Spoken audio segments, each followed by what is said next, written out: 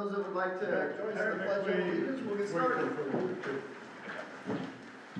I pledge allegiance to the flag of the United States of America and to the republic for which it stands, one nation, under God, indivisible, with liberty and justice for all. Thank you. I'll call the meeting to order. Court, are you going to call order? I am. Mayor Smith, Present. Alder Villier. Present. Alder Hill. Alder Keene. Present. Alder Lancaster. Present. Alder Matheson. Alder Wilson. Present. Mayor, thank you. We have a quorum. All right, thank you. Wes, any amendments to the agenda? No amendments. All right, if there's no questions about the agenda, can we get a motion? Make a motion to approve the agenda as written. Second. I have a first. I have a second. All in favor? Aye. Aye. Any opposed? Nay? Thank you. The agenda's been approved. Anybody have any questions about the consent agenda? If not, can we get a motion? I make a motion to approve the consent agenda as presented. Second. I have a first. I have a second. All in favor? Aye. Aye. Any opposed? Nay? Thank you. The consent agenda's been approved. Thank you. Next section is for citizen input. So if anybody would like to give us their thoughts or opinions or provide us any input, please step forward, give us your name, your address, and tell us what's on your mind.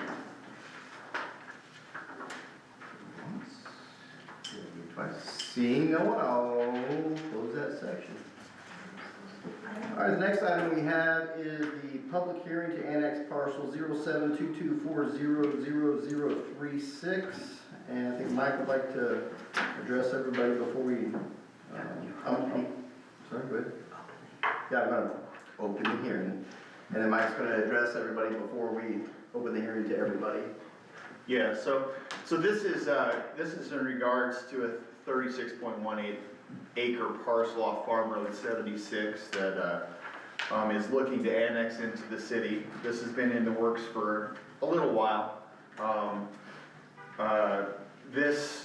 They've worked through the county to do a subdivision of the property in which they're subdividing 7.85 acres off the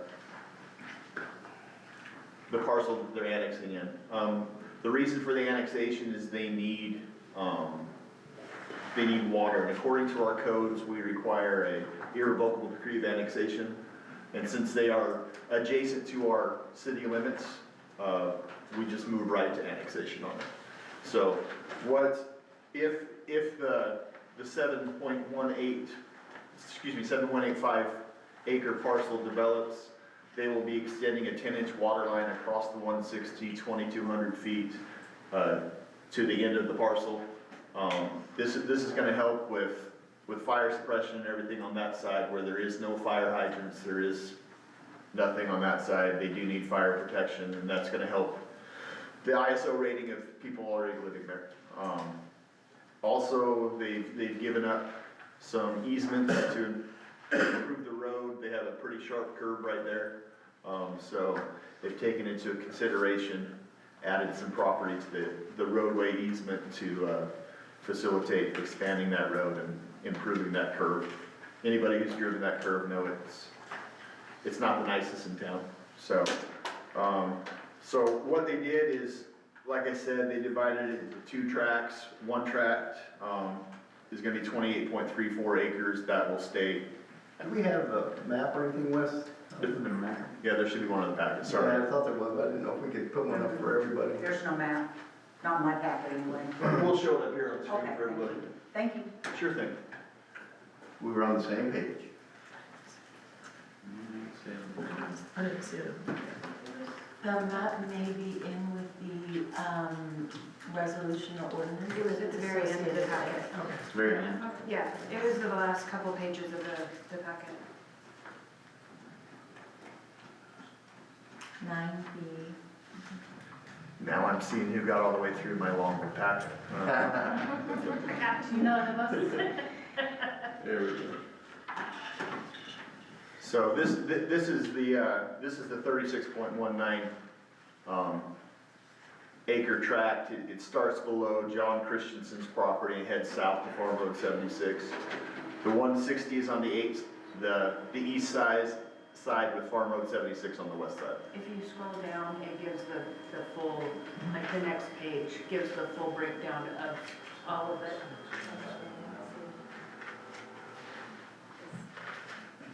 So this is the full parcel that the 36 acres was split off of. And you zoom down just a little bit, you'll see the remainder of the parcel. Yeah, just scroll down. That's the Christensen property right there.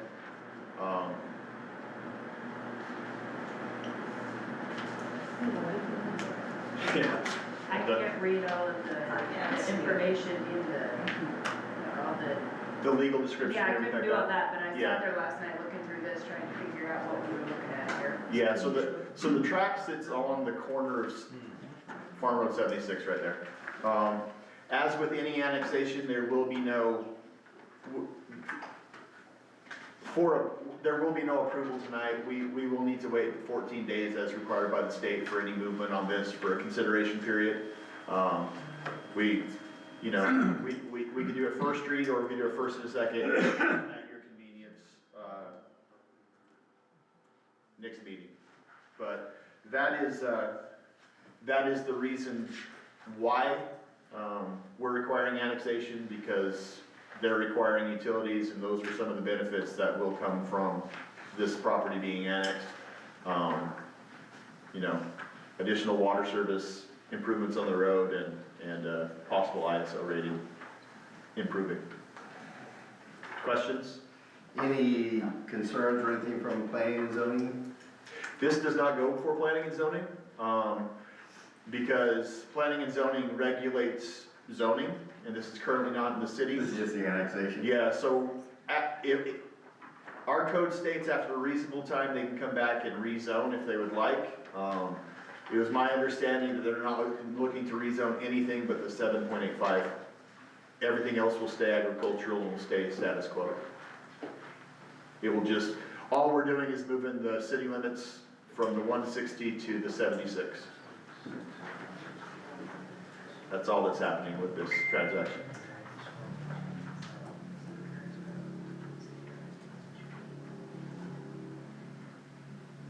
Have I muddied the waters enough? Can you kind of, on this map, can you give an idea of what exactly this space is? It just kind of, So if you look at Wes's cursor, where his cursor is right there, and you go straight east to the 160, okay, that's what I thought. that's the parcel. Okay, that's what I thought. I Yep. just wanted to make sure, because, this view is a whole lot. Oh, clearer absolutely. than- And it's, satellite view makes a lot more sense. It does, yeah. Right? So that's the parcel, and this 7.85 acre parcel is on the southwest corner of that parcel. Majority skills not great. And if there's specific things you're wanting him to present when he does these public hearings, that feedback is super helpful for future ones. So thank you. And then very roughly this will go ahead. And, But we want to avoid 76, right? It's two pieces, yeah. but that's the whole. So they did we don't have an administrative subdivision ordinance currently in the city. It's going to planning commission this next month. So they took care of the administrative subdivision in the county before we submitted for annexation. So this has been recorded. It's already been approved through the county this way. And just to clarify, the lot split has been recorded, but it still meets and bounds. If they want to develop within the city, they'll need to actually plat it. So, for clarity of those that are here, does this affect the others who live in the area that are not on that plat? The city's not looking to annex anybody else, I didn't no. think so, I just wanted, okay. No. I didn't think so, but Yeah, I no, wanted that's- to state that- it out loud that just is- for clarity. And It's just this property. just this property, some people get confused with annexation Right. versus eminent domain. Right. They're Is not, it- all annexation is doing is moving your city limits from here to here. We're not taking Flash of any, your flashlight at me. mission accomplished. So, that's the only difference, is you're moving the city limits from the 160 to the far side of Farm Road 76. Okay, that's what I thought, I just wanted to state it out loud for clarity, for any Per- of you no, who might I- have I- questions. Truly appreciate that. Any other topics of discussion? Anything else from the board before we go to the, I almost said bullpen, but nothing else, okay. Anything from the public? Mayor, if I may real quick, I did receive an email from Craig Baird. Okay. He did, I told him I would bring it up in the meeting. So, he says, I'm opposed to the subject annexation proposal. I'm a neighboring landowner and don't want the city to annex that parcel. Development of that parcel would add traffic in the area and would reduce our property value. I'm unable to attend the meeting, so, and I've had many conversations, I've had conversations with several people, on this. Nothing's changing with an annexation. When they go for a rezone and everything like that, you can come in and talk about traffic, and you can talk, I mean, traffic's not gonna change with an annexation. It's not.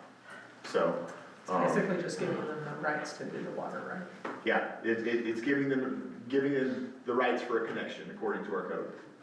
So, and they are planning on rezoning that. I don't have a lot of information because nothing's been formally submitted to me.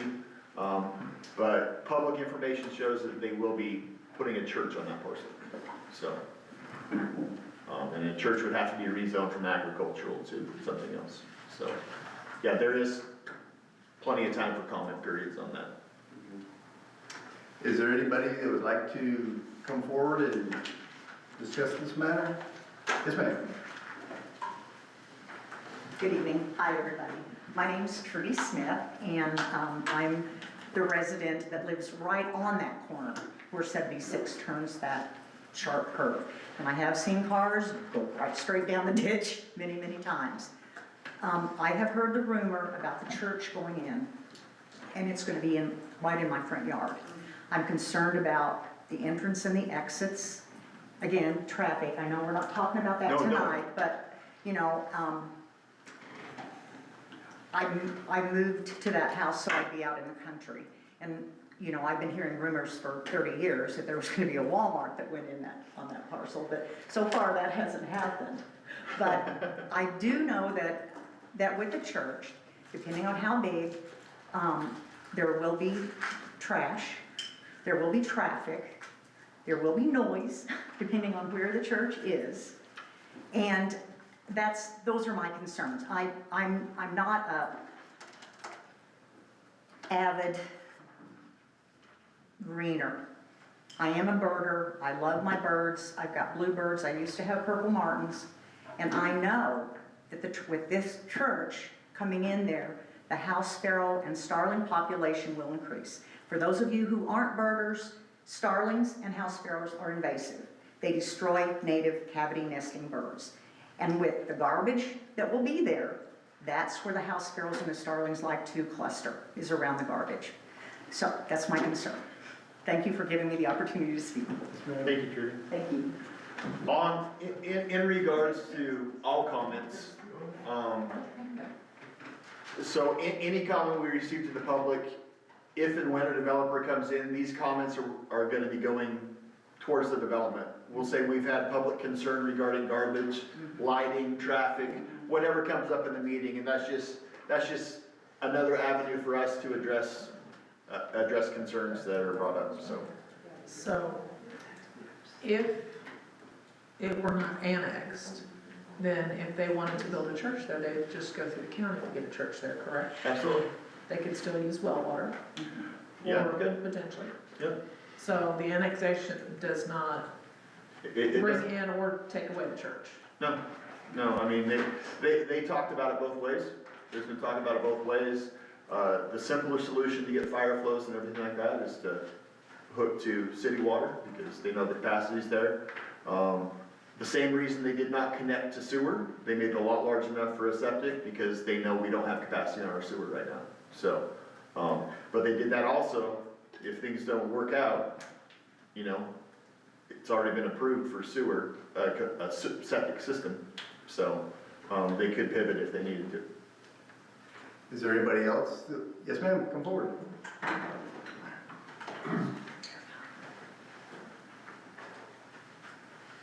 I talked to this gentleman the other day. My name is Pam Wester. I live on that corner right next to Trudy. I'm mostly worried about all the lights from the church. My living room window and all my bedrooms are right there. So does that mean I go to all blackout curtains and I can't enjoy the property anymore? That I have to think about moving because I have a church there that's gonna be so lit up that you can't even enjoy the privacy of your property? That's what I'm concerned about. I love it there, always have been there 30 years. I really don't want something coming in, even though a Walmart would be more tragic. I'm not saying that. Thanks, Trudy. I am not saying that. I would not like that either. But I am saying, I live there. I lived there a whole lot longer than this church is gonna have been there, which has never been there before. And I'm gonna lose the beauty of it, and I'm gonna have all these lights usually that a church have in a parking lot. My whole windows, all of them are facing that way. So here I'm sitting with my living room windows to a church and a public and all these kids that could be running around and adults and everything else. I'm sorry, I disagree, but no, that's just my comment. Thank you. Pam, I appreciate the comment on that. The landowner has been very considerate to the residents, because they came back, the developer came back with a much smaller footprint, but they wanted to add an additional land buffer on the west side between them and the building and the parking lot and everything like that, of just landscaping space and stuff like that. Like I said, I don't have anything final, so I really can't say. But they have been through some preliminary stuff where they try to address the entrances where they don't exit in front of a house, so your headlights aren't hitting the house every time they exit on a property line or in between houses and stuff like that. So this is stuff that, yeah, is I can appreciate that, because I would not want that in my house. You know, I wouldn't, and That's what the zoning, not on the annexation. that, Exactly, we need to be clear, I think that we're kind of overlapping here, and we're talking about two different issues. Tonight's only issue is annexation. If it is annexed, then we'll deal with the planning and zoning issues later. correct. Because if it does come into the city, at least then we would have domain over it, versus if it went to the county, we would have no domain. So, yes, sir. I have a comment. Yes, sir. Come forward. So there's pros and cons to this, as with most things. My name is Tim Whelan. I own and live in that house right at the edge of that square there where it butts up against Farm Road 76. The pros are, I'd much rather have a church than a large commercial lot like everybody else here. As far as the annexing goes, directly over the zoning of the church and the development of the property, it is kind of twofold. With the annexing of the property makes it that much closer to the realization of the property being developed. It makes it more convenient for the water where it might not otherwise be considered. That's not to be ignored in the simple annexation. It isn't always as simple. The maintenance of the roads, the easements, the turn, we get a lot of kids that like to make a raceway out of that, between that turn and the highway there. You start making that turn less aggressive, and they can go ahead and go right down in front of those houses too. Traffic control on that intersection, I imagine that's going to become a lot more of an issue between the city and the state, not just the county. Right now it's a three-way thing, and I understand that's probably going to still be the same with that annexation. But if that traffic control changes on that intersection, that will affect traffic. That's just the simplicity of it. Again, this particular church tends to be good neighbors, but the realization is it does bring traffic, that does bring headlights, that does bring safety concern, and everything else to go with that. Light pollution, noise pollution, everything else. There's just the realization that we can't be ignored. As far as the simple annexation, it's a pathway, and I think that's the main concern from the residents along that line there, is that it's just another step closer where we are a lot easier to be ignored later. Again, road maintenance and everything else on that, and the utilities, how are they gonna be in? I think that would be appreciated to be addressed a little bit more. And as in the traffic, so like I said, the zoning and all that, I guess if you want to hear those concerns later, then I can table those thoughts. But the annexation, as long as it stops at a road and doesn't cross it into our property, I think that eases some of the concerns, but there's still the realization of the rest of it, if we could hear on the plans for that. Thank you. Thank you. Yes, ma'am? Oh, didn't know if you were waving or raising your hand. Okay. Anybody else? Nobody? Okay, seeing no one, then I will go ahead and close that section. And close the public hearing. Thank you, everyone.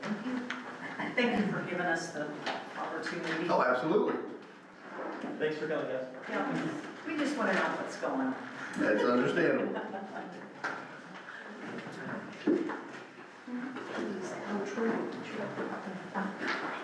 All right, next section looks like economic development policy development presentation.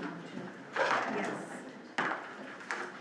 Hello, everybody. I'm Lindsay Kolish. I am an attorney with Wabra Municipal Law. As you all know, we serve Willard as city attorney. Holly is right there, but we also serve the city as special counsel for economic development, and that's why I'm here tonight to talk about starting. Just wait a second. Here we go. Starting a economic development policy for the city. So just some background, I work out of our Lee Summit office. We have offices in Springfield, Jeff City, and Lee Summit. Our economic development team provides services to cities who are working directly with developers on a project right now, but also to cities for initiatives like figuring out a policy for city-initiated incentives to see growth that you guys want to see. We always work for cities. We do not work for developers. We advocate for cities, and that's the work that we do. So you might also be familiar with my boss, Joe Lauber. He has represented cities on economic development matters for decades, which he wouldn't like me to say, but I have been working with the firm on economic development for 2 years now, and we have done SIDs, TIFs, TDDs, you name it, we've done it from $400 million project to $100,000 projects for local business owners. We just like to do this work for you guys. And that's really my favorite part, is the great variation in different types of projects, different incentives. That's what we're gonna be working on tonight, is figuring out your goals, what projects work for you, what tools will work for you, and that's what we want to know. So we're here tonight to start the process of instituting an economic development policy. Oh, I'm sorry, Wes, you can go to the next, yes, first slide, thank you. So first, Wes reached out. We want economic development, where do we start? It's a very broad category. And that's why we're here tonight to talk to you, to figure out what do you want to see with economic development in the city. We start with that economic development policy. This is a great time to do it because I don't believe you have any applications pending right now. And it's a great time for you guys to objectively sit back and say, what do we want? What do we want to see? And work on those incentives. So part one tonight is part one of a 3-part economic development training series. We used to start with the first seminar being a lecture of how do these tools work, what do they mean. That started to get into tool fixation, where cities would say, I want a TIF because I want a TIF. That's not what we're trying to do. We're trying to say, we want X project and TIF is the best way to get it there. We want X project and a 353 is the best way to do that. So that's what we will be doing throughout this process. After tonight, we will have that seminar where we do go through all of the tools, and I will also highlight pieces of the economic development policy. There's a lot of structure to it that we already have just as a template, just good recommendations of things that I think you guys should do. But there are also a lot of pieces where they're just little levers that we can turn and say, yes, we want this for that kind of project. We want that for that kind of project. And we will go through all of those. And on the last seminar, we will go through that policy and I will explain those things to you. Here, I will make the policy as to what I hear from you all tonight, and then we'll go through it and make sure that, yes, this is what you guys want to be looking at. So first, tonight is intended to be interactive. We usually set these for 2 hours. That doesn't mean we have to spend 2 hours here, but just that to say, we have time for you guys to discuss. That is what the intent is here today. And if you have more ideas, in 3 months you think, oh, I want to do this too, we can always update this policy. It is meant to be an ongoing working policy. Hopefully in 2 or 3 years you need to update it because you've checked off goals that we hit. And so that's what we will be looking for tonight. But tonight I want to hear from you all. I want to know what you want to see. Do we want to see a large industry employer? Do we need a new grocery store? Do we have a historic area that just needs help, that is just falling apart without anybody taking care of it? That's what I want to hear from you guys tonight.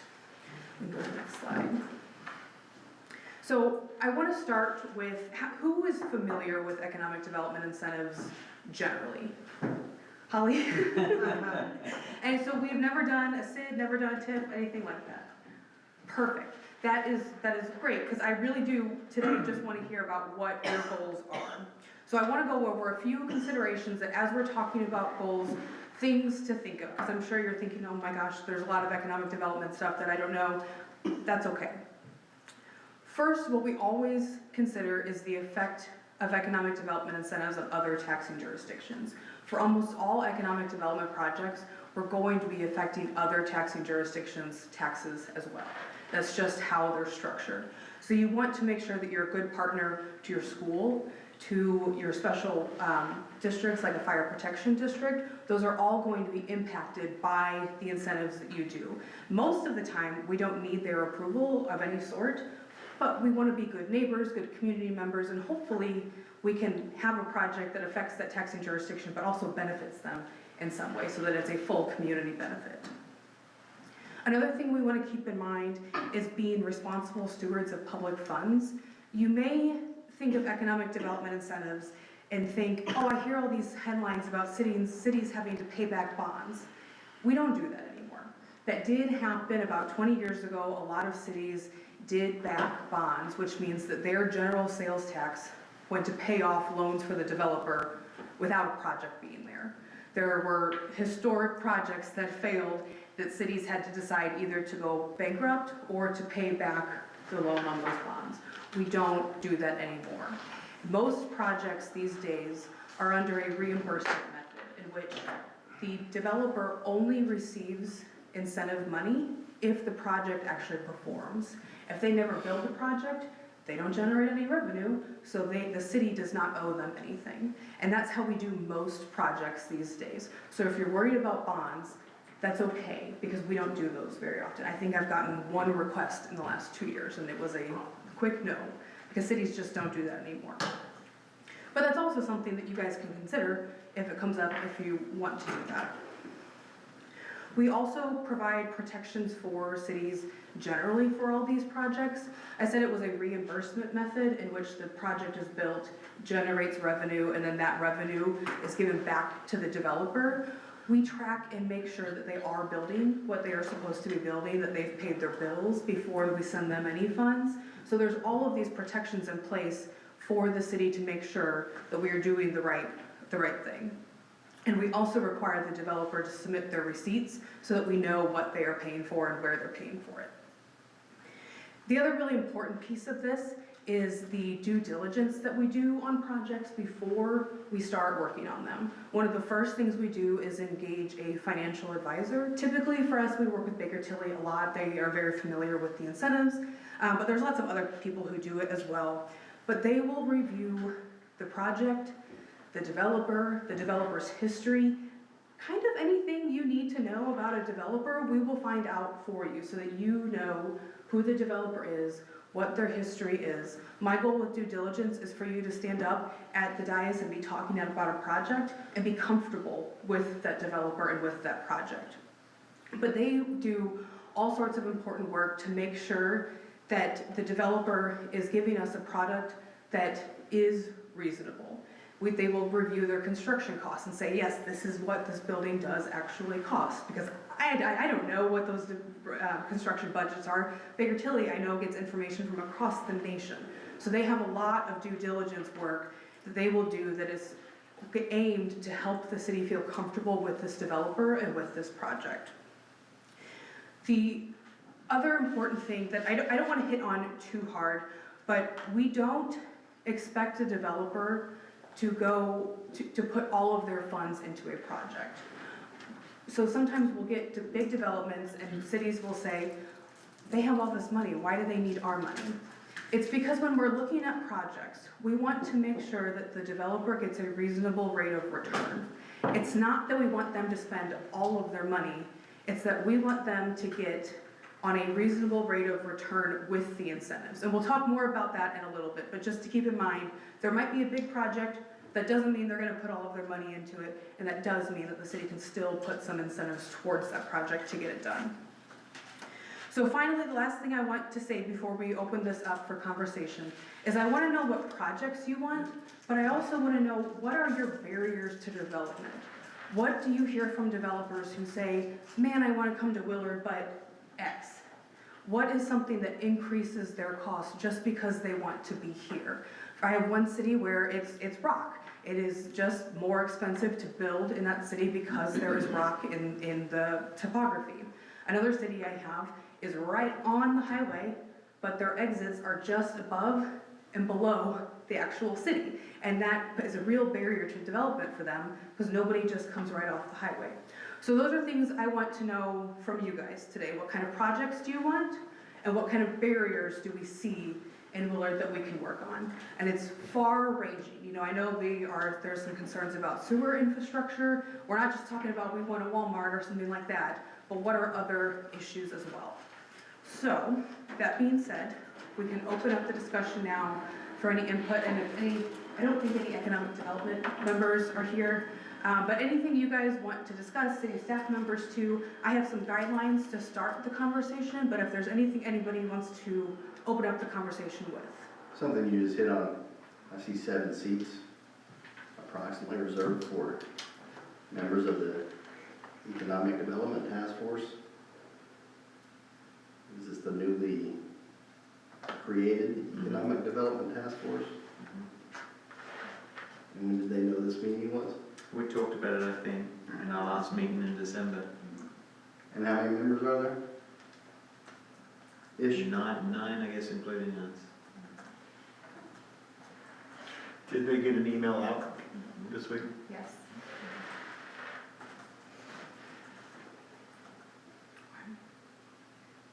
That's all I have.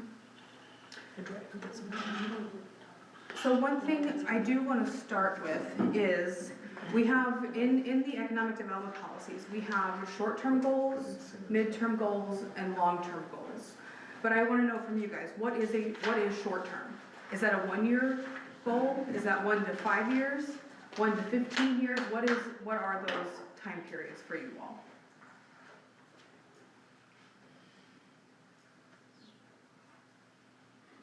I mean, I think ideally 1 to 5, but. To me, it's 1 to 3. I was gonna say 1 to 3. 3, okay, 1 to 5. We also have midterm. Midterm could be 3 to 10. 5 to 10. Okay. Long range would be 10 to 20. Beyond.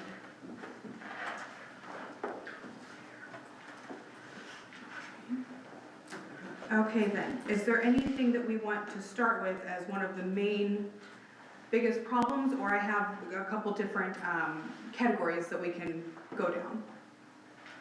I feel like we have a little bit of a lack of open space. Oh, okay.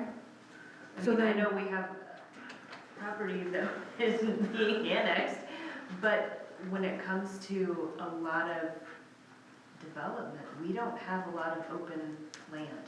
okay, just pad site ready, vacant land, okay? So what does that look like? Annexation? Yes. More annexations? We're More- very near, We're, we're near a lot of undeveloped land. We have a lot of land that's currently on the market that It's on the surrounds the market city, a for- large parcel. yeah. There's plenty of land here. It's just a matter of can we serve it Okay, in a commercial sense. right. We did have a fairly decent development opportunity that fell through because we didn't have sewer capacity. okay. So that's the So, other challenge. Yeah. And then a third challenge would be land in the city that's developable that's the word At the I can right use. rate. But it's rural and needs, you know, some infrastructure put in. Okay. That'd probably be another one. Okay, when we talk about infrastructure, because infrastructure is actually a good problem to have with economic development, because we can pay for infrastructure with incentives. Private things are a little bit more difficult, but infrastructure we can definitely pay for. So is it something that the city needs to upfront those costs to revamp the sewer, or is it something that a developer says, this sewer is gonna cost X amount of money, and I just can't give that, but the city can use an incentive to help them get there, In the development that fell through, that would have likely made it go ahead. if they had an incentive in place.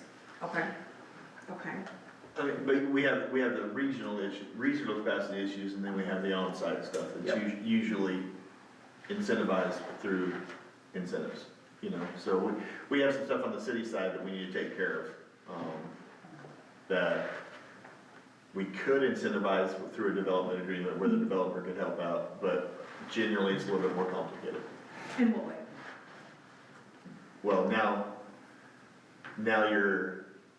you're having a private developer come in and put in a regional line, you know? Oh, I see, the types of infrastructure that needs to go in. Correct. Okay, Yeah, so Okay. it's a much harder pull, okay, much more difficult, I mean, it's probably still doable, but it's a little bit more difficult. okay. Do you have areas identified where we don't need regional? We need just this vacant land with sewer, you have those identified? Perfect, okay. Okay, And those areas would also need roads and all other utilities as well? Yeah. Okay. Okay. So where do we say that is in terms of goals? Kind of an immediate goal, but also one I think we know we can't just snap and fix. So short-term, midterm? Midterm, general, especially sewer infrastructure, but also utilities generally, infrastructure going out. Okay, and I think we could talk more about sewer and utilities, but I think generally the consensus is they need expansion all over. Is that accurate? Okay. Okay, what about residential? That was a residential development that, that would have been both residential and commercial. okay, Mixed use, yeah. okay. What kind of residential development are we wanting to see? Single family, multifamily?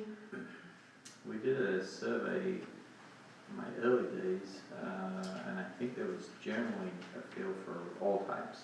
Okay, People like the single family, and they agreed with that, and that was, as expected, kind of the common refrain, but there were a lot of comments about, we need other housing types as well, townhomes, condos, things like that. Not everybody's looking for a third of an acre and yeah, Not everybody wants a yard to mow. no. sure, okay. Okay. And I heard just before the meeting, we've also been working on ADUs, which is also an opportunity for people to have other sorts of types of housing, okay? And is that a goal of the city to add more housing? Is that one of your goals?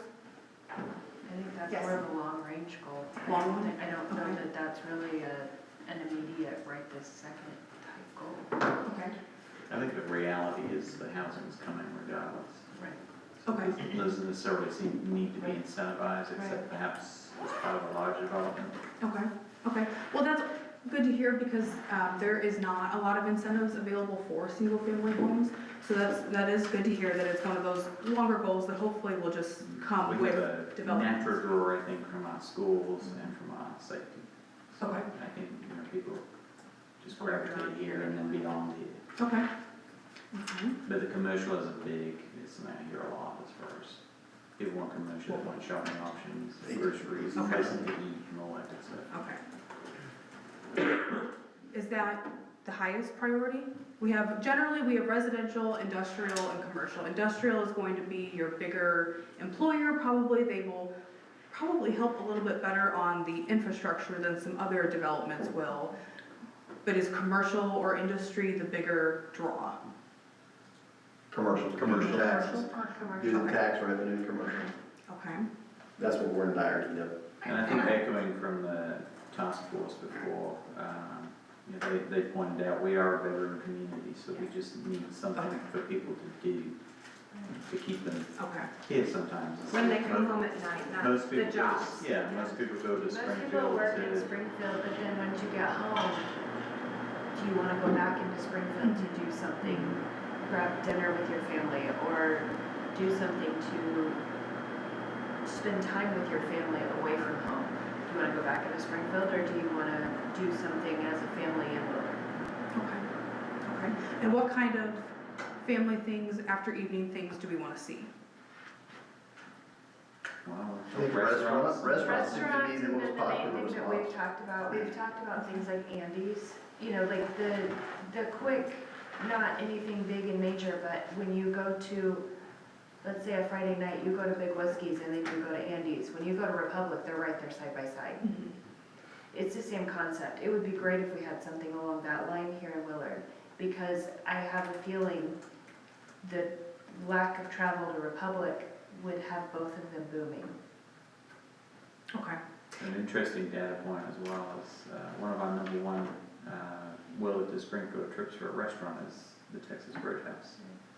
So, I mean, Okay. I don't know if you can incentivize that Yeah. molecular level, but. Well, so when we Big see, door. yeah, and when we see these bigger commercial developments that come in, they do bring in a lot of times national brands like that, they do. It is definitely, something that we see. We just sometimes don't know what they're gonna bring when we are approving those projects, because they don't have them on the line, you know, Right. everybody has to say yes before somebody will say yes the first time, so that's okay. But okay, so eating and drinking opportunities, what about, other sorts of sales tax generators, like family activities, those sorts of things? There's a feedback on surveys about things for kids to do, family entertainment, Okay, places to go play. So yes, yeah, I think some kind of family thing would be good. There's a lot of supplement to the parks department to incentivize that. They have a lot of trails that are very celebrated in Willard, and that's kind of how they define themselves. We are a community in which we come together. okay, I like that. And I'd like to develop at some point, if we ever have any leftover money, some kind of incentives for the businesses on Jackson Street, because they need, Revitalize. our downtown needs revitalized and has, That's true. you know, needs cleaned up, it needs some character. Okay,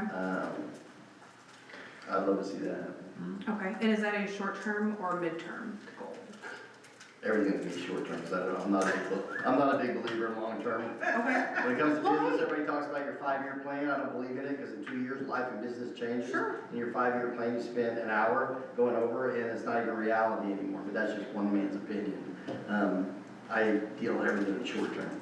okay, Hey Troy, on that, we've finished the active transportation plan, the downtown overlay was gonna be next on the docket, so, yeah, what everybody wants, what it's supposed to look like, how large we want it, incentives, different things like that are gonna play into that overlay for sure.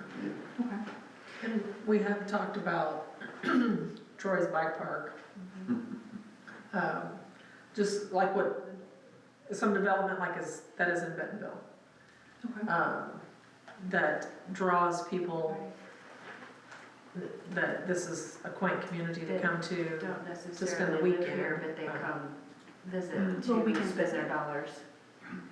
Okay, Because if you want to talk long term, I'd love to talk about a hotel at some point, like Springfield doesn't tax the absolute hell out of the hotel. yeah, well, that's what I was Tourists gonna, coming yeah. in, and it's free money for the people that live there. Mhm. And what kind of hotels, I mean, I know short-term rentals, sort of small cabins are also About a very courtyard popular. Marriott, that'd be wonderful. That's it, okay, okay. We have a Ritz-Carlton, but, okay. Especially since we're so close to the I actually airport. scoped out a spot that you can be at the terminal from that spot within about 5 minutes, which would make it closest to Okay. hotel to airport. Yeah. Okay, Not far. I just need the infrastructure to to get help there. encourage it. Problem is, So, the Lindsay- hotels are on the other side of the airport in Springfield. So they are about 5 minutes from the airport. Part of development is an overlay from the airport that has some restrictions Yes. of lights, et cetera, so. Yeah. Oh, no, I've scoped out a spot. And Troy, we Just need the have infrastructure. spots scoped out that the developer's looking to develop anyway. Mhm. And He's open to it. it's closer than any hotel in Springfield right now, to get to the airport and get to the sports complex on 266. Let's do it. So you're saying that's a short-term goal? Just became one. Yep. I drove it, I got. And a the high vehicle priority. Ready to mount. Because that's kind of what she's talking about, the but-for that we wish we had, because if you had the hotel, next to the hotel is the place to eat, right? Next to that is the place to do something, and so it becomes that anchoring incentive. And then you put on top the 600 homes that they want to put in there also. Rooftops aren't gonna be a problem. Okay, so I know we're joking just a little bit there, but I want to make sure I am hearing your goals correctly. Hotel, is that a long-term goal or is it more of a midterm goal? We're coming, we're coming. Okay, okay. It probably needs to be short to mid, because the developer will eventually develop that land for something else. He's just given us a little period of time to find a more compelling option. If that makes sense. Sure. Okay, I laid my pitch on him and he was open to it. So that's better than I know, just right? gotta get the infrastructure there. Okay. Well, and that's what I want to hear. What do you hear from developers that say, I would be there, but the infrastructure? Okay. Okay. I want to go, Yeah, well, she's talking about incentives. You're very limited on residential, so if you want incentives, you're gonna have to buck up and do commercial and some other things, some mixed use to, the yeah. best incentives for single-family homes are really more geared towards getting the infrastructure in. We'll talk about it more, but there is a way in which we can get bonds for infrastructure, but then those costs of the bonds are distributed amongst the property owners as a tax, which is generally a very high fee. So if you have a developer who wants to pay those, great, but it's much more difficult to put them just on property owners who are not willing to do that. Is that like a special service district? It's sort of a neighborhood improvement district, yes. I Mayor, think if I recall, and you may have it new another bit, for every dollar you spend on residential, then you just get like about 80 cents back. It's not the most. Well, and homes are property tax driven, so that revenue goes to the school districts. We don't see a lot of revenue from those projects. So yes, that's something that we keep in mind too, that what are we getting out of this incentive? Other things will come, so that's something to keep in mind too. I want to go back to, we talked just briefly about downtown revitalization. Let's talk more about that. And I'm sorry, I'm not familiar with your downtown, but is it a historic district that is falling apart, or just we don't have much going on? Not much going on, needs a bit of life Okay. breathed back into it. Okay. Some of it is historic though. Yeah. there's- Some of it, Okay, so you've got a little kind of strip in a corner, and you've got the trails beginning, which is a park-like area with Springfield Brewing Company has a tasting room. okay. And then there's a pizza place that's fantastic, and a cafe, and so there's 2 strips of buildings that are clearly historic end to end. Okay.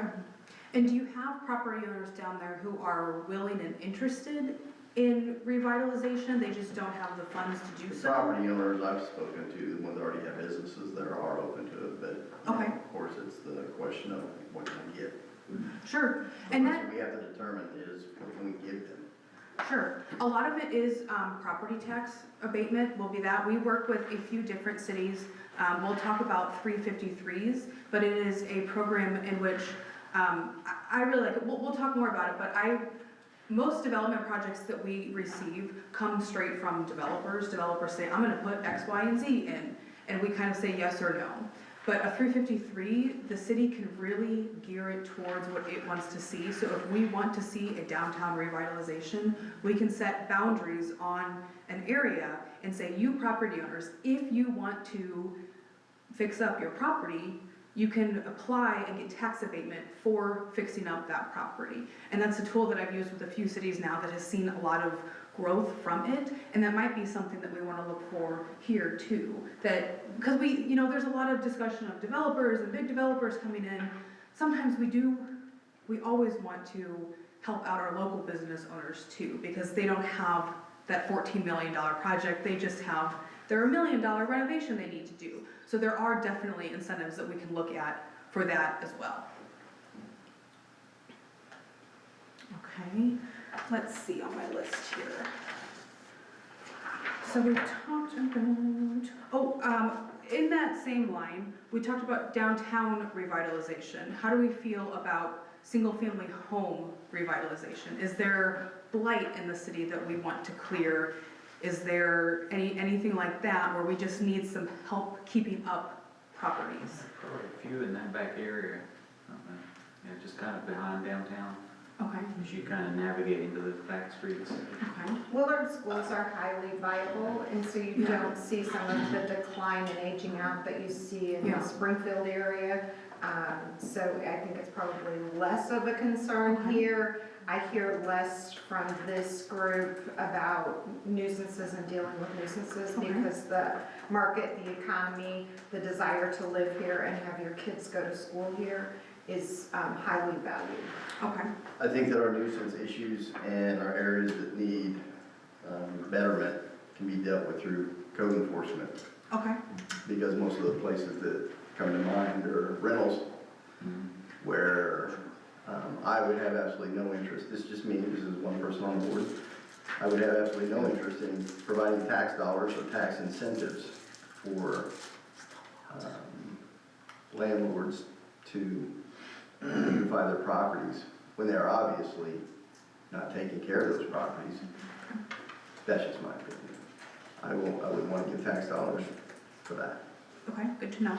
And that might be a little bit, I agree with the mayor, but if you had a rental policy in the code, that might change things also, where they had to meet a certain standard to qualify for anything, but The staff. junk in the yards, the 5 cars parked in the in the driveway, in the front yard, Yeah.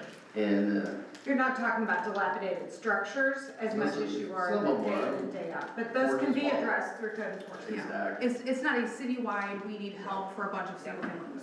It's valued to live here, it's Yeah. valued to send your kids to school.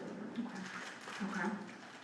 Okay, so then let's transition a little bit towards talking just a little bit about the schools. So any project that we do that incentivizes property taxes, the school districts are going to be a little bit nervous about. So can you talk to me a little bit about your relationship with the school district, and if you know how they feel about incentives? I've had a brief conversation with them about this some months back, and kind of how tips work and things like that. They seemed open to discussions of those Okay. things, so I don't think it'd be a bad thing. Okay, I think they understand the mechanics of it, and I think it would be up to us to present, this is now the road we're going down, and see if that feeling changes any.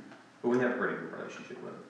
And I heard an interesting comment at the Parks Board meeting that we had a couple weeks ago. I think somebody put it pretty accurately. And it was just a local resident, and he said, it seems that the school district here has advanced very well with their facilities, turf, par, I mean, all the things that they need. And it seems like the city has fallen behind and taken a far way back seat to some of the possible revenues and such that maybe we need to have more of a share. okay, That was the comment I heard, and okay. I think there was some legitimacy to it. Okay. Any other thoughts there? Some parts of the school district are in Springfield, just so you're aware. Oh, okay, sure. Any other thoughts on schools? What about other taxing jurisdictions? I know there's a fire protection district. Their taxes would also be affected if we went forward with some of these projects. Do you have good relationships with them as well? Just talked to 2 of them earlier. Perfect. Those were excited for us. So. Okay, good. That's great to hear. Again, I think it'll be up to us to present, you know, these are the avenues we're probably gonna go down and make sure we have a sure up of our concerns, but Okay. I think everybody's pretty supportive of what we're trying to get done now. Okay, that's good to hear. And when earlier I was talking about we do have protections that are in place for the city, that also protects the other taxing jurisdictions as well, because we're making sure all of the taxes that are abated, not just the cities, are being used correctly. So that's something to keep in mind too as you discuss with other taxing jurisdictions, that we put in protections for all taxing jurisdictions. Okay. So one thing I think we haven't really talked about at all is jobs and industry. How do we feel about those kinds of incentives? What kind of, do we have, I think I saw that the major employer is the school district, is that correct? And that's difficult when they are tax exempt. So do we have, we mentioned that we are a bedroom community. When we're talking industry, is there any sort of leaning towards a certain type of industry development that we want to see? No, is that a priority, or do we want to focus on just commercial? Since I've been here, it's not been a priority. I don't think it's ever really been a priority. We haven't really had discussions about, you know, what type of industry we would like to attract, so on and so forth. We're really, most of our discussions and time and effort are spent on just keeping our noses above the water, making sure the toilets flush and the showers turn on. Okay. I think potentially with the right commercial growth, I mean, you could potentially get some office space come in that may serve a jobs role without maybe going into the industry route. Okay, It seems like it would be maybe a fit. okay. So industry is low on the list? Yeah. Yes. Okay, They really embrace the bedroom community, family living. okay, good to know. Okay. Another one that we run into sometimes is difficulties for developers with building fees and building timelines, development timelines. It takes too long to get an application through the city. Do you guys experience concerns No, like with that? that fella over there, no. That's good to hear. Very No, fast. okay, are any issues with building fees? No, but we've had complaints. No complaints, okay. That is an easy one that we can just eliminate for some developments if that's a concern, but if it's not, no need to. So probably the greatest concern we hear voiced with developments is, are you going to be able to handle our sewer and water needs? Okay. So we have the roadways, when they're talking infrastructure, they're talking sewer and water, not so much Most. roadways. Some roadways do need upgrade, and or deferred maintenance caught up. And there's one but- property that will need a significant transport overhaul to get. When we have There's water nothing and sewer available, they throw up houses and sell them before they're done. Okay, Fair statement? Yes. okay. So we will be focusing on infrastructure.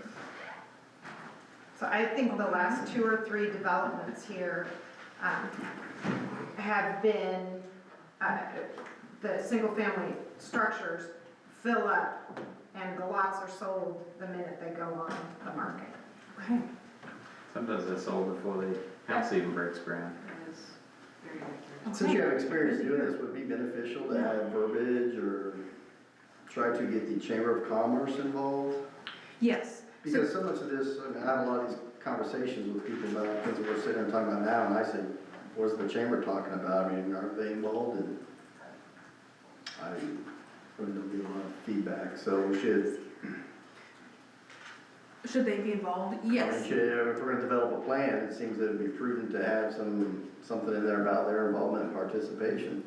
Yes, and so that is part of what we will actually talk about next time too. But the chamber, I know there's the Springfield Revitalization Group. There are a couple different groups, and yes, they should be involved too. Now, this is going to be your economic development policy, so you don't necessarily have to get their opinions and include them in the policy. But yes, a lot of times the chamber or a partnership group is the one who hears about somebody's looking for land and it needs to be in Willard. So yes, those definitely need to be discussions that city folks are having with the chamber, with you all, having conversations with chamber folks as you see them in the community. It is a high priority for sure. Okay. We have not talked about a grocery store. How do we feel about grocery stores in Willard? That is one of the asks on the community needs list. Okay, Mhm. high on the list? If it's oldie, very high. Okay, okay. If it's not an oldie If it's list. not an Aldi, I don't think anybody cares. Really? Trader Joe's? What, I think a lot of people Trader would Joe's like, is would like to very see a cheaper option than what we currently have. okay. Because Okay. I know, I mean, some people that told me That seems to most be the people that I know overwhelming concern. shop for groceries in Springfield. Okay. Or they do delivery Mhm. Yep. from Springfield. From Springfield. And we see that a lot, that a smaller community next to the bigger community, everybody goes there for groceries. And it's definitely something that we can highly prioritize. That sales tax leakage is what we want to correct, and that can be corrected quickly if we get a grocery store in town. Okay. Okay. Are there anything else, Wes, you mentioned a community survey, anything on a community survey that we have not discussed? We've addressed the big ticket items. Okay. So it kind of goes granular. Okay. Commercial, restaurants, family fun, activities, okay, good to know. And Aldi, of course, can't forget Aldi. Yep. Don't forget the oldie. Okay, Holly mentioned parks and trails. These are sometimes items that we can deal with. A developer comes in and says, I want to do X, Y, and Z, but we say, great, we also want you to connect these two parks by a trail. Is there anything like that where we want development of city services that we offer currently, that a developer can This assist man on? right here is a My good- part is good a hand. plan. So Got a list? we currently, our PD and our mixed use allows for density increases Okay, with, green space, yeah, yeah, okay, with either green space or trail additions or, something to do in the neighborhood, pickleball courts, whatever, depending on the planning commission. So it's not defined that you will have 20%, but we have an active transportation plan now that shows where the major trails are, and if athletes run through, they have an opportunity to use that okay, credit if they so. okay. And if they don't want to use that credit, they still need to put the trail in because it goes through.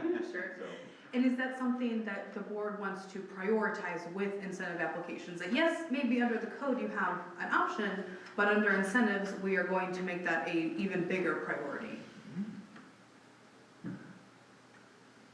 what do you guys think about amenities and third spaces and stuff like that for people to do?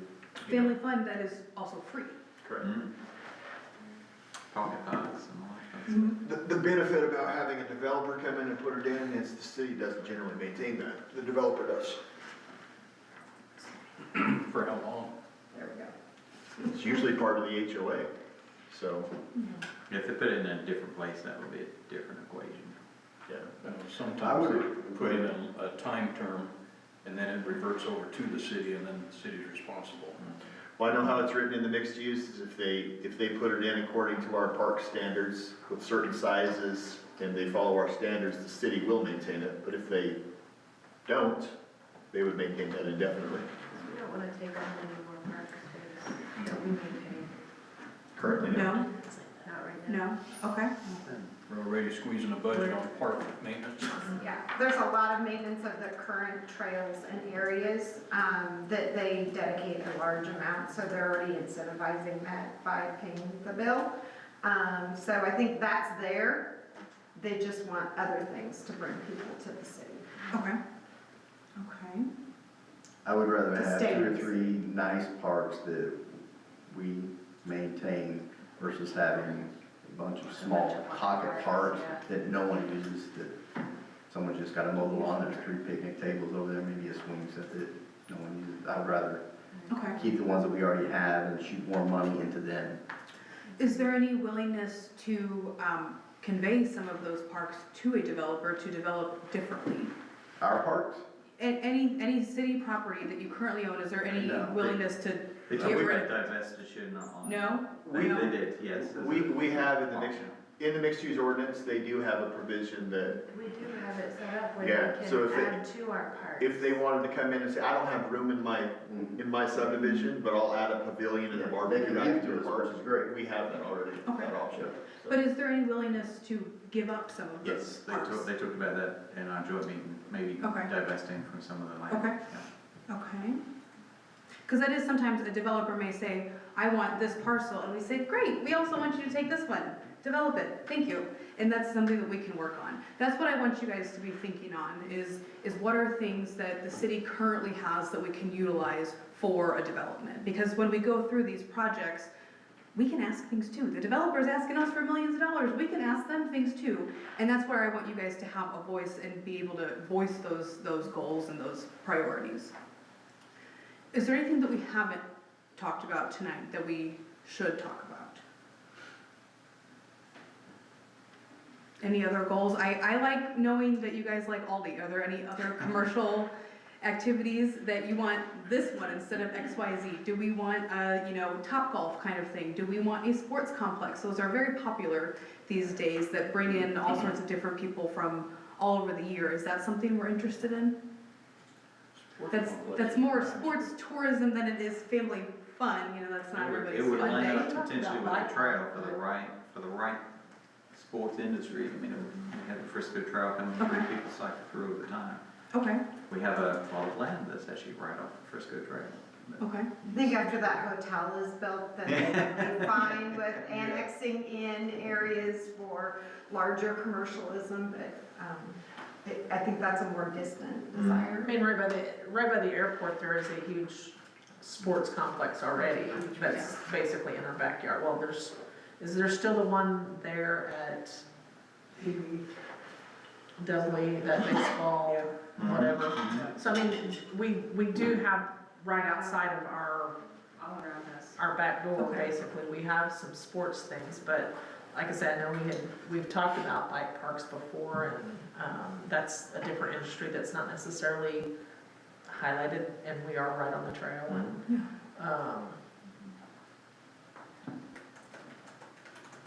Okay. What about short-term rentals? Do we have short-term rental regulations? Do we have an interest in that? No, No? I don't. No? Okay. We have. If you've ever lived in a neighborhood that has a plethora of short-term rentals, you can understand why. But without the regulation, if they come in, you're now putting the cart before the horse because they're already hit. That's what you said. We have them, there's Yeah. a couple I in know my of a handful of them, neighborhood. but It's often easier to. You deal don't with see it. as I many have no of those, appetite it's not for advancing it or marketing it or trying to attract it. I'd like to Like try to the get rid of VRBOs. them. Yeah, Yeah, nightly right. B&Bs, Airbnbs. he Okay. just wants the hotel.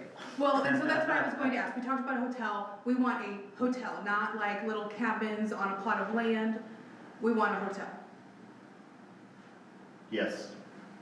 Whatever's gonna bring in a More bang for rental your buck, tax, basically. that would be great, but an Airbnb doesn't bring in a rental tax. Tourism, yeah. Yeah. Yeah, tourism, a tourism Tourism tax, tax, yeah. Or hotel tax, Yeah. okay. That's the Sorry, that's, tax the sorry, crap out of them. wrong term. Yeah. No, that's okay, yeah, okay. The cabin rentals are fantastic. I know when I go visit my mom and my sister, there's a ton of them there, and it's great because you're in a little cabin rather than a hotel. And I know that the tourism that goes alongside that is amazing. We're not really in an area that thrives on that type of locale, if you will. Yeah, I mean, the lake is We're, 30 to yeah, 45 minutes. we're not Well, I on was a lake, we're thinking- not on a mountain, you know. Yeah, well, and that's what I was thinking when we were talking about the sort of family fun activities. Right. Those are some activities that families might want to go to for, a kind of a wilderness more activity I than, guess we have a KOA not far away from that. Yeah. We can be wilderness. okay. That's just past 44 on Right Dublin. on the Republic side of 44. Or not. Right. Okay. Any other high priorities we haven't talked about? Like I said, I like knowing you want an Aldi. I want specifics if you've got them. Anything else from city staff? Any burning incentive questions where you think, that really wouldn't be something for incentives? But we don't know. It might be. I think whenever we start talking about incentives, obviously, we have to look at the economic impact of such an incentive. Yes. And before we can offer anything, we have to get with our finance experts and say, how much is this gonna cost us?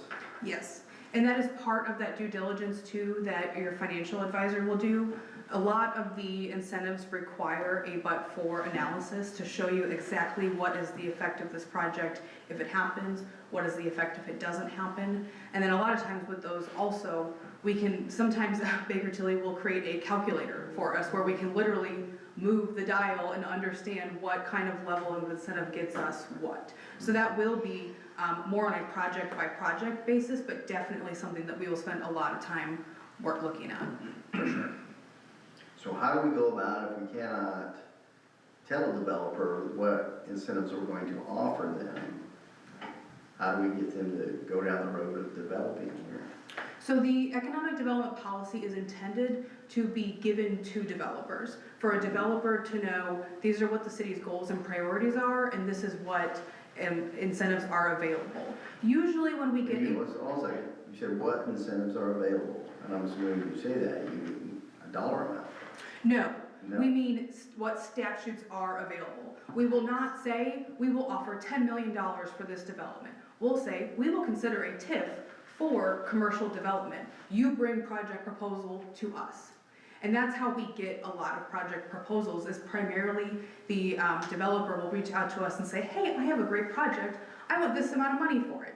And then we will take that, Baker Tilly will do, or your financial advisor will do all of their due diligence, and then we'll come back and say, that's a little rich, we don't want to give you $5 million, how do you feel about $4 million? And that developer will say yes or no, or we'll negotiate more. So the numbers, the actual how much we will abate, will be on a project by project basis. But when we're talking about policies, we're talking about, do we want to require them to have a preliminary funding agreement? Yes. Do we want to offer a TIF on top of a TIF? No. Those are kinds of things that we will talk about with the policy. And that's a very good question. That we will not be talking concrete numbers until there is a project available. Your end game here is we're looking more serious as a community than we were before the policy. Now, if we get approached, we can, wave a piece of paper and say, here's what we do, here's what we're willing to look at, here's our priorities as a city. It kind of takes Mike and I out of the wilderness a little bit, because now we know what you're wanting us to focus on, instead of us trying to make the right decision and make a recommendation. Now we too have a piece of paper that we can kind of look at and go, okay, this doesn't quite meet that. We can relay that back to the developer and kind of go from there. But right now, the way it is we might get a development, we might not. But when somebody's going to put $1 million into something, $4 million, $10 million, they want a little bit of surety about what can they expect when they approach the city, and that's ultimately where we're going. It's like creating the employment duties, describing the job instead of saying we have this new job. It's called developer, and we don't really know what you're gonna do, but we want you to be a developer. So what you're doing is creating, to be our developer, you've got to be 1, 2, 3, and 4. That's your policy. And then they can say, well, these are a priority, and this is your policy, and we got a deal for you. And then you swipe left.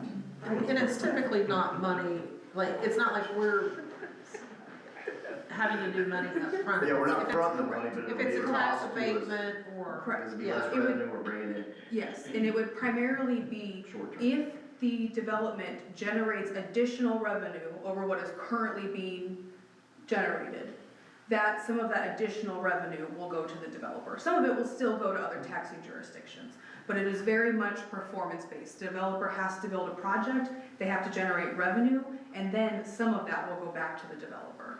And on the backside, the mechanics of that, what the developer will do is they'll have a financing plan that they go to the bank with, and as part of that financing plan, they'll actually build in these incentives to show the bank how they're going to pay this thing through and what's going to come back. So it is very important to the developers to really have that surety on what they're going to get to make it go forward, and this kind of delivers that.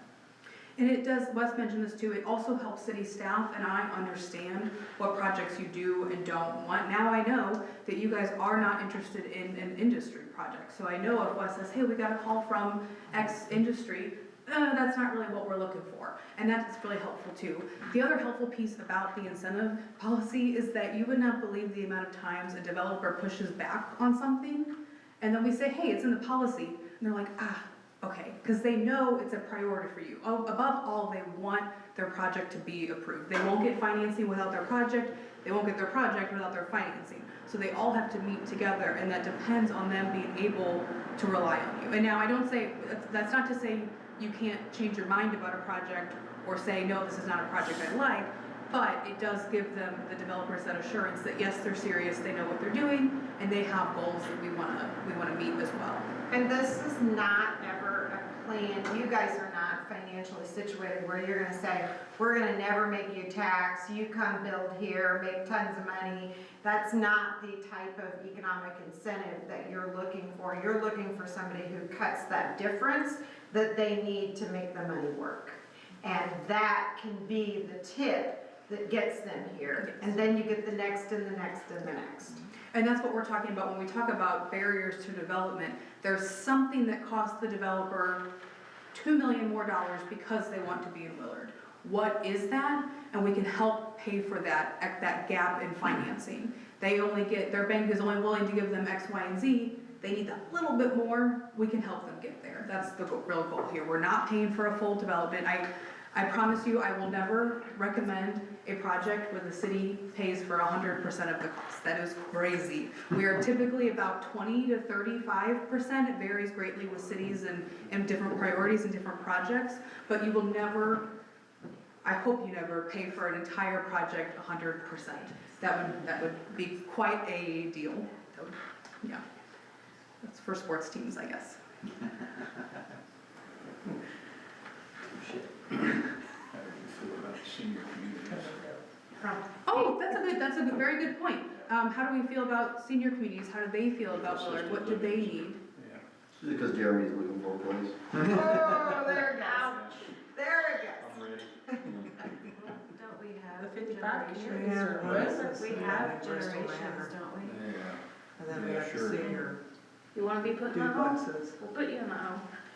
I'm- So there's not a lot of that here, but There it is might be some. something appetizing because it would be less rooftops in a more compact area, which addresses the lack of large areas. But I think they need some of the other things like the hotel to come visit grandma in the home and the leftovers that you bring back from going to the restaurant and the snacks from Aldi's. Very good. That's They get it? That's the policy right there. Right there. Andy's, and the ice cream from Andy's, cause.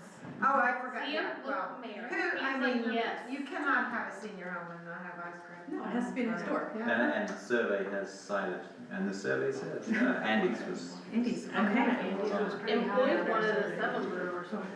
Yeah, It's a lot of already people. told us now. Yeah, but something like it, Dutch Brothers or something like that. Okay, have you had Dutch Brothers? It's my new favorite. Yeah, exactly, so bring us a Dutch I'm gonna buy a Brothers. brand new one today in the public. Well, of course, I mean, They have a Dutch. Do they? Yep. It's my new favorite. Yeah, had to go to Republic today to go buy things. And Where's that you've been right down the stretch, No, I try not to in, go to Republic. going into Springfield, Yes, hundreds of apartments and all the Oh, yeah, commercial going in there now. yeah. Are It's the- going up overnight. Is the Dutch Brothers you're talking about at West Bypass and Sunshine? Yeah, Okay. that's the one I've been to. But that's not in Republic. it's Well, the on whole Green. corridor. Yeah, It's just, I can't believe how fast it's they going got a up. Chick-fil-A there too now. Yep. Multiple gas And they're getting a stations. Jersey Mike's over there? Yeah, Anyway. they already have it. Making me No, it's not depressed. open yet. Oh, it's not. No, I tried to go. That's all yesterday. right, we're No. looking up. No, this is good times, this is dream big, people. We're That's what making she's up a lot of wanting is the big, and so she can get you I think to. we're tired of dreaming, we're just ready to start breaking dirt. Well, so I have one more question. We've been talking about restaurants and that kind of commercial. What about shopping, hardware stores, clothing stores? Is that a need or not so much? I don't think that we have the market for that, truthfully. I Okay. really Hardware don't. store. I don't know. No. What about like Five Spend the Below or extra something? time to go to Menards or Lowe's, just Oh, yeah. because Trevor has a lot of things, but he's also, as he will tell you, I am here for convenience. Yeah, he So- prices, So if you had a Home Depot come in, it would Menards run, would be great. would what? it would run Trevor out. I would love a Home Sunshine. Depot, I can't even imagine the amount of sales tax dollars that would bring. Yeah. So yes, that'd be Menards wonderful. would be better than a Home Depot. But what, like a Five Below or something like This is that? our rooftops, See, you'll have enough something to like that would be great, but support I that. don't know that it would, I mean, I don't think it even would. like, when I look on the west side of Springfield, when that strip shopping area, you don't ever have to worry about trying to find a parking spot over there. no. I mean, it's just not, always empty. it just doesn't seem, all those, I don't even know what stores are over there, I've been to Five Below over there with kids, but Yeah. it just doesn't seem like there's a big Even Menards draw. is never super busy.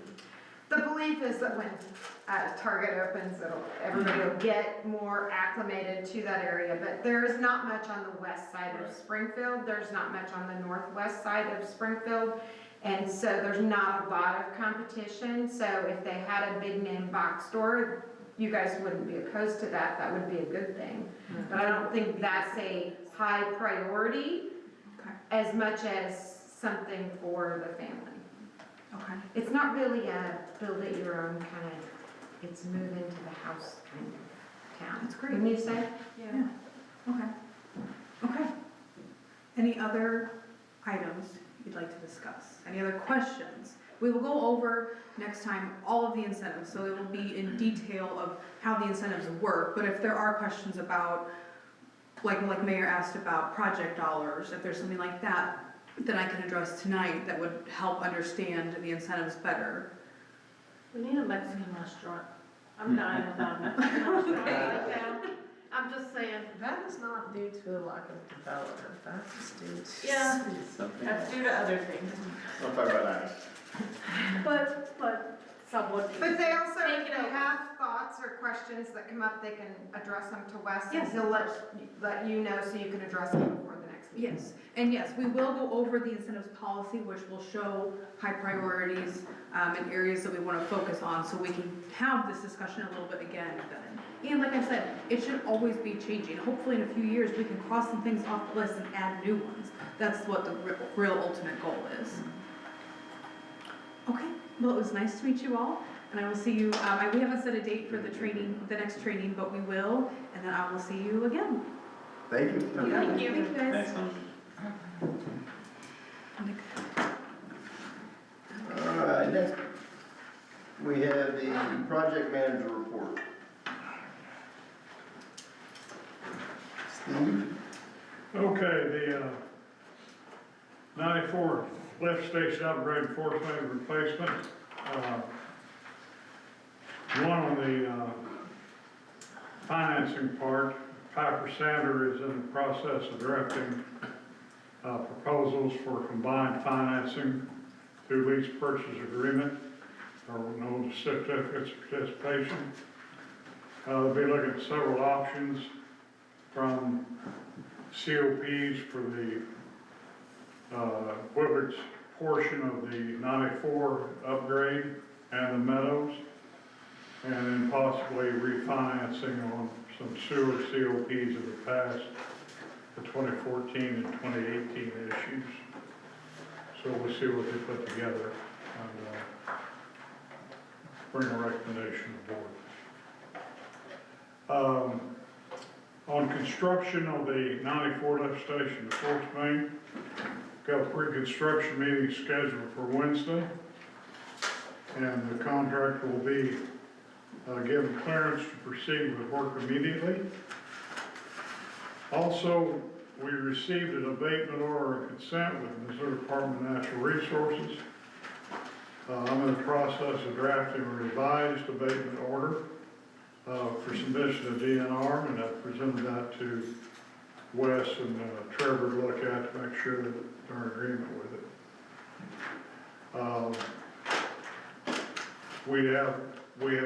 I have informed them that the city intends to negotiate the abatement order, so the clock is stopped as far as any penalties, as long as we fulfill our obligation to submit an alternative.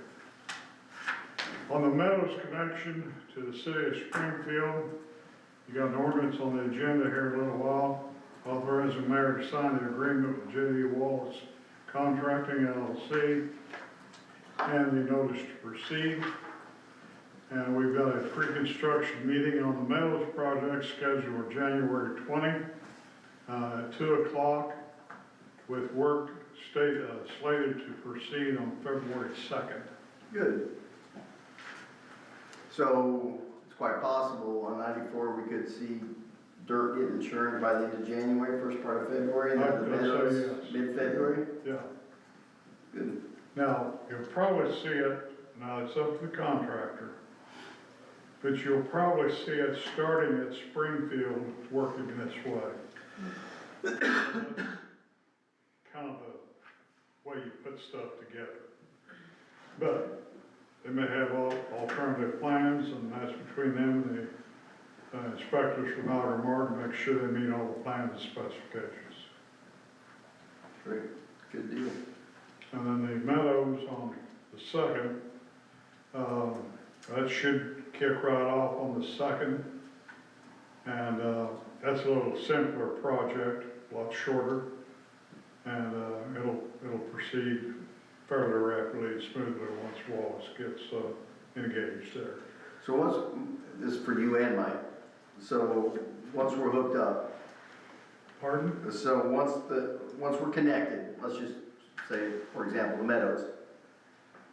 Once we're connected and ready to roll, then Yeah, the contract calls for Wallace to complete within 180 days. So if we start on February 2, put 6 months on that, or 180 days, yeah, 6 months. so once we're connected, are there any inspections that the state has to come and look at nomenclature Basically, no. The engineering firm, Alger Martin, will need to certify with the state and seal their inspection reports and seal their opinion of suitability, if you want to call it that. and once they give that blessing, then Mike will be open for business? Well, according to DNR, we don't have a moratorium on there. We're just at capacity at the lagoon, so if the lagoons go away, We're ready to We're- start. we're Ready to go. yeah, we're ready to go. So we just need an annexation point down there, They're already chatting for us. yeah. So, So we're very close within 6 months, oh yeah, it gives me a little time to work, right?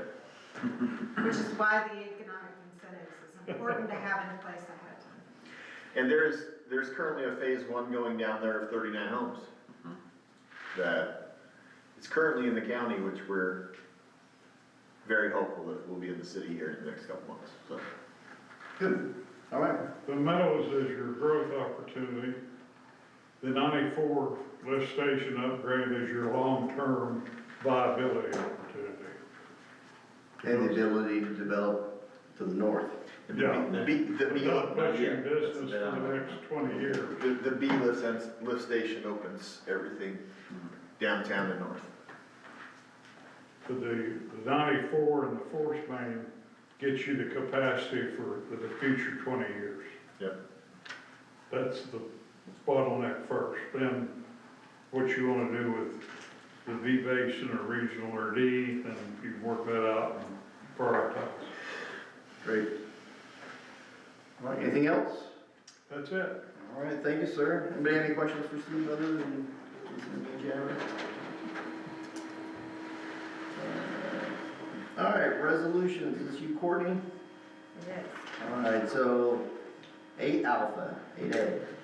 A resolution of the Board of Alders of the City of Willard, Missouri designating a civil rights coordinator. Is this just a re-up so that we can keep? It's getting kind of money?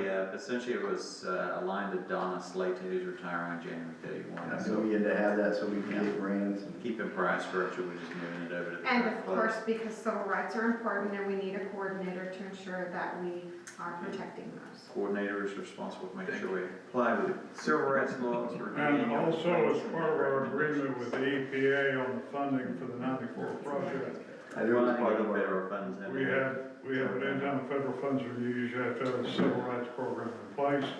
That was all put in place with Don as a coordinator. I remember. You're changing horses and all get Courtney up to speed on what that is. All right, so can we get a motion on our civil I rights? make a motion that we approve the resolution as Second. read. I have a first, I have a second. Alder Billiard, Yes. Alder Hill, Yes. Alder King, Yes. Alder Lancaster, Yes. Alder Wilson, Yes.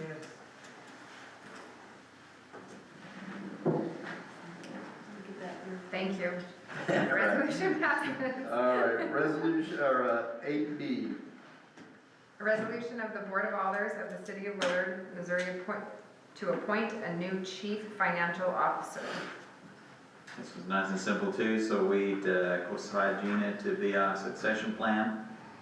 We had budgeted for the CFO and the AFO position, so we would be paying her the budgeted salary amount, which is 76. And then we will defund the AFO position. We'll do it administratively, but I'm sure there'll be an opportunity in an amended budget to make that a formal defund.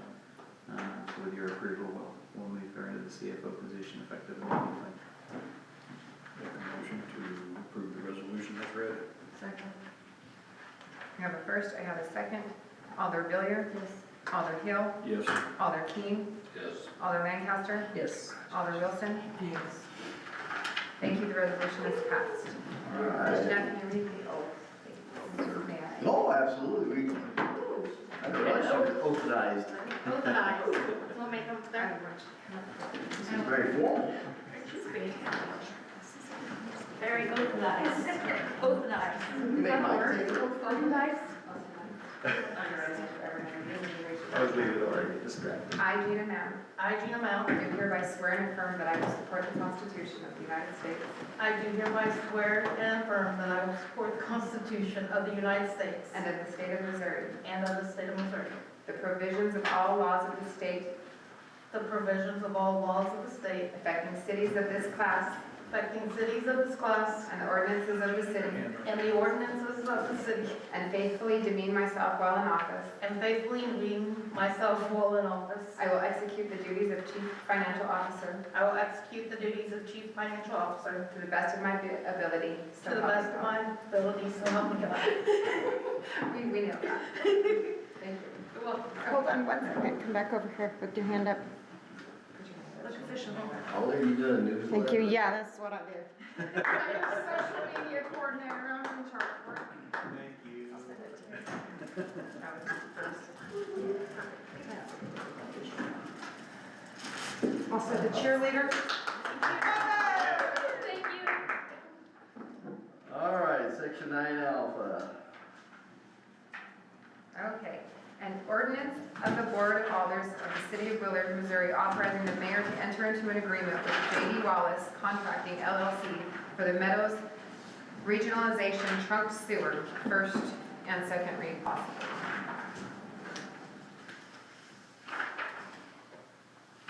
Steve, you're gonna. Yeah, okay, I was waiting for a signal from the mayor. He signaled out today. Did he? Okay.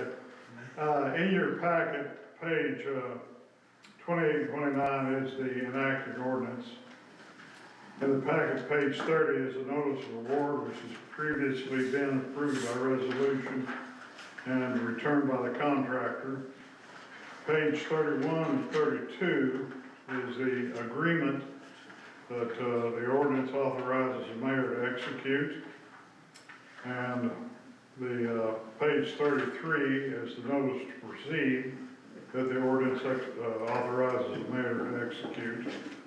Pages 34 and below, beyond, are payment and performance bonds that have been submitted by the contractor and meet the qualifications. So this is for the Meadows project. Trunk sewer gravity from a little bit north of the intersection of 101 and 106. Then along 106 to the east to 103. And just a little east of that, we'll tie in the Springfield Airport lift station. As I mentioned earlier, we've got a construction meeting coming up, pre-construction, and the notice to proceed gives them a February 2 start date. And the work should be fairly straightforward. It'll be simpler than a 94 force thing because of length and other quote garbage in the way as we work our way down through there.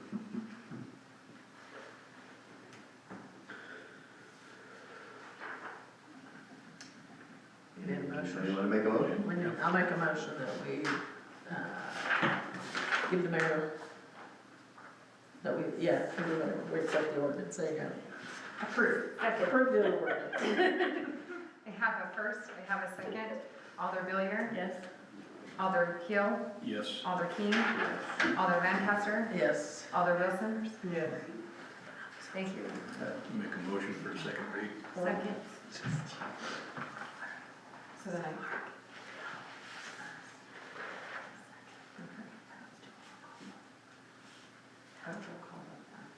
So, I'm gonna say all, no, I'll roll call. Okay, sorry. Alder Billiard, Yes. Alder Hill, Yes. Alder King, Yes. Alder Lancaster, Yes. and Alder Wilson. Yes. We will now do a second read. An ordinance of the Board of Alders of the City of Willard, Missouri, authorizing the mayor to enter into an agreement with J.D. Wallace Contracting LLC for the Meadows Regionalization Trunk Sewer, second read. Make a motion to approve the ordinance as read. Second. I have a first, I have a second. Alder Billiard, Yes. Alder Hill, Yes. Alder King, Yes. Alder Lancaster, Yes. Alder Wilson. Yes. Thank you, the ordinance has passed. All right, thank you. Now, 9B. 9B, an ordinance to annex certain property contiguous, I practiced that word, I knew it. Compact and adjacent to the existing city limits of the city of Willard, Greene County, Missouri. Property owner is City of Willard, containing 36.19 acres, First Street. Any other comments or questions on the annexation? I have one question, and I thought about asking it earlier, but now everybody left and I don't get to ask it in front of all of them. Property owner is City of Willard. If we annex this property, we get the city of Willard gets the benefit of any taxation, correct? Absolutely, Okay, yeah. that answers my question. If we don't annex it and we just let the county do their thing, Greene County gets it. Okay, that answers my question, okay. I mean, I get that it may be a church and that's not a whole lot of, Well, you have to understand the church isn't taxable anyway, but the other 30 acres is. exactly. So- And it's not a done deal, so Yeah. it could be anything. So, okay. Showing up late, my question is, where is this located? Farm Road 76, so if you take Wiley West Okay. across, there's approximately 38 acres. It's the Bird property. Oh, yeah, right over there. Yep. Now, Yeah. that encompasses that little park corner Yeah. turn. Yep, right there. So, That's adjacent to Crichton's Corner. would you like me to fill you in on? No, Okay. I think I saw some, yeah. So tonight, we just do a first read of this, because we have to do 14 Right, it's days. gotta- Correct, according to state law, we can't, So, there can't be any action on it for. and then we're gonna have to fix this owner is City of And, Willard. right, and there's some errors in it. What you can do is we can fix that title. You guys can move to postpone first read to next meeting and do a first and second read at next meeting. That way you don't have to worry about the multiple motions to amend. I think it's cleaner to do it that To way. amend the So, verse. so you're gonna make a motion to postpone the first Make a read to motion next to meeting. postpone first read to next meeting. Second. I have a first, I have a second to postpone the first reading. All in favor? All in favor? Aye. Aye. Any opposed? Nay. All right. Thank you, it is postponed. Item number 10, City Administrator remarks. Okay, not too terribly much. I will be in Jeff City next week. I'm making my first pilgrimage up there to see if we can talk to some legislators about some the website tidy-up has begun. I've already collapsed a lot of content down on there. We'll work on some rebuilding of content in the background, but you'll already see it's looking a little neater and tidier. Parks plans to begin recording their Parks Board meetings, so there'll be another aspect that's included on our agenda software soon. We are currently working on the city's health insurance package. We learned that apparently a good health year is worth 12% premium increase, so that's interesting. But we found another route, so we're kind of exploring that, just anticipate a presentation in the future. Currently, Alice has asked for some rate relief and they're floating out requests in the market, so it's not locked in, we've got a few months to figure it out. And then the last heads up, on the BSNA software, we got notified the price has gone up, we're still kind of locked in on the proposal. So I think Gina's gonna have something for you guys to think about at the next meeting. Just as an update, it does bring us some benefits, and it does resolve the rather ridiculous convenience fee that nobody likes. Other than that, I got nothing new to share. That's good news. Any new business from you or anybody else? All right, any unfinished business from you or anybody else? All right, David or Casey, item 13? Make a motion to recess the open session and open the closed session pursuant to RSMO section 610.021 subsection 1. I almost have this memorized now after 3 years. I have a first, I have a second. Alder Hilliard? Yes.